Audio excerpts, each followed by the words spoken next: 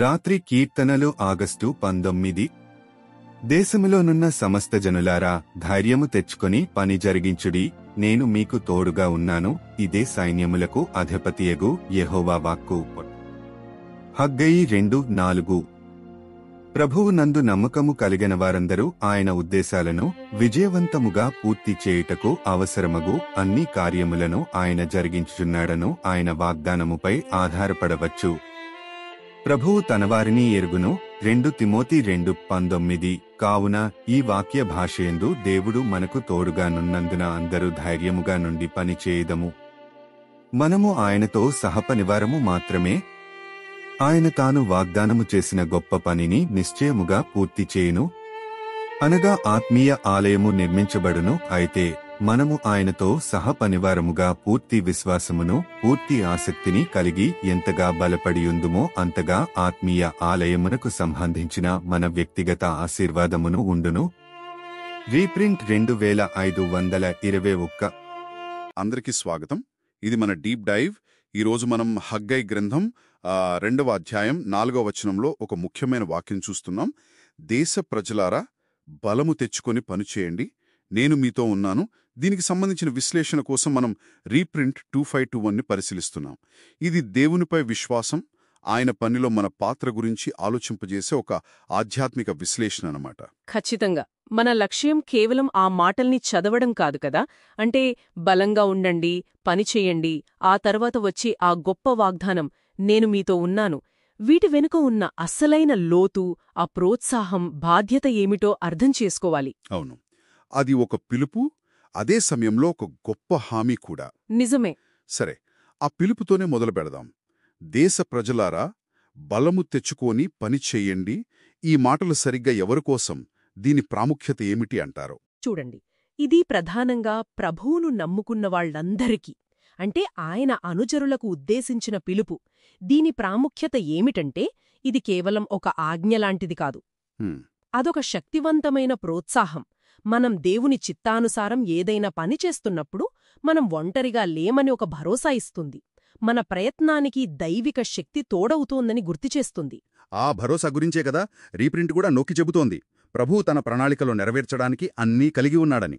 కాబట్టి ఆయన మీద నమ్మకం ఉంచిన వాళ్లు ధైర్యంగా ఉండొచ్చని. అవును, సరిగ్గా చెప్పారు. ఆ భరోసాకు పునాదేమిటంటే, ప్రభువు తన వారిని ఎరుగును అనే సత్యం. రీప్రింట్ 2521లో దీన్ని ప్రత్యేకంగా ప్రస్తావించారు. అంటే దేవుడికి తన ప్రజల గురించి తెలుసు, వాళ్ల పరిమితులు, వాళ్ల సామర్థ్యాలు, వాళ్ల హృదయాలు అన్నీ ఆయనకు తెలుసు. ఈ ఎరుకే మనకు కొండంత బలమిస్తుంది. ఆయన మనల్ని పూర్తిగా ఎరిగి కూడా తన పనిలో వాడుకోవడానికి పిలుస్తున్నాడు అనే ఆలోచనే బలంగా నిలబడి పనిచేయడానికి గొప్ప ప్రేరణ కదా. నిజమే. ఇక్కడే విషయం ఇంకాస్త ఆసక్తికరంగా మారుతుంది. మనం కేవలం ఆయన పనిముట్లం కాదు, సహకారులుగా మాత్రమే ఉన్నామని రీప్రింట్ చెబుతోంది. సహకారులు అంటే దానర్థమేమిటి? మన పాత్ర ఎంతవరకు ఉంటుంది? చాలా మంచి ప్రశ్న అడిగారు. సహకారులు అనే పదం మన పాత్రకు ఒక గౌరవాన్ని ఇస్తుంది. అంటే నిజానికి దేవుడు తన ప్రణాళికను మన ప్రమేయం లేకుండా కూడా పూర్తి చేయగలడు. కాని ఆయన మనల్ని తనతో కలిసి పనిచేయడానికి ఆహ్వానిస్తున్నాడు. రీప్రింట్ దీన్ని ఆధ్యాత్మిక ఆలయ నిర్మాణం అనే రూపకంతో వివరిస్తోంది. అంటే విశ్వాసుల సమూహాన్ని కట్టడం, దేవుని రాజ్యాన్ని విస్తరింపచేయడం అనే గొప్ప పని అన్నమాట. ఈ నిర్మాణంలో మనం ప్రధాన శిల్పులం కాకపోవచ్చు, కాని ముఖ్యమైన భాగస్వాములం. మన వంతు పని మనం చెయ్యాలి. అంటే మన భాగస్వామ్యం చురుగ్గా ఉండాలన్నమాట. మరి ఇది మన వ్యక్తిగత ఆశీర్వాదాలతో ఎలా ముడిపడి ఉంది? రీప్రింట్ దీని గురించి ఏమైనా చెబుతోందా? ఆహా, ఇక్కడే అసలు విషయముంది. మన ఆశీర్వాదాలు అలా ఊరికే రావు.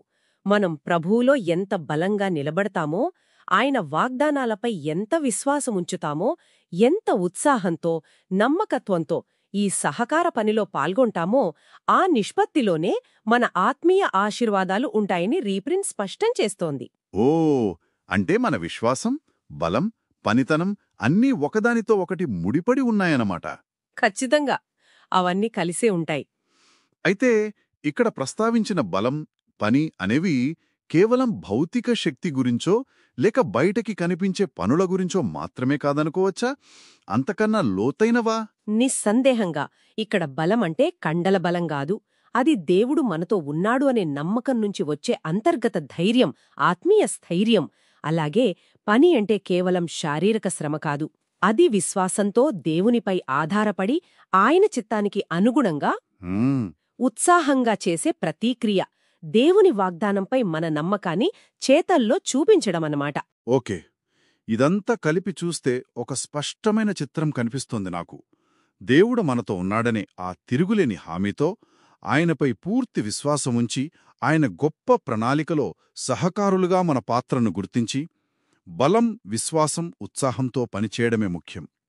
ఈ విశ్లేషణ ఇదే గుర్తుచేస్తుంది కదా? సరిగ్గా చెప్పారు. ఈ డీప్ డైవ్ నుంచి మనం గ్రహించాల్సిన కీలక సారాంశం అదే.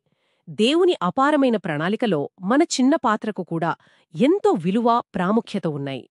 ముగించే ముందు శ్రోతల ఆలోచన కోసం ఒక ప్రశ్న ఉంచుదాం. రీప్రింట్ మనల్ని సహకారులు అని పిలుస్తోంది.